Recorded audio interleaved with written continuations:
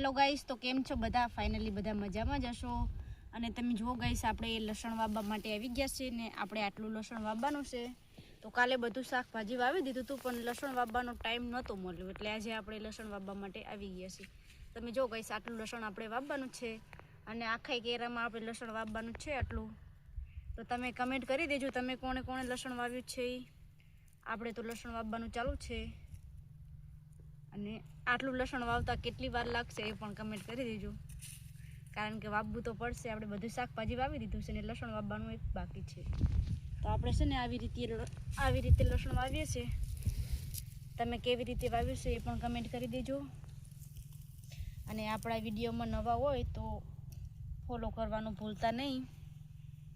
જો આપણે લસણ વાવીએ છીએ,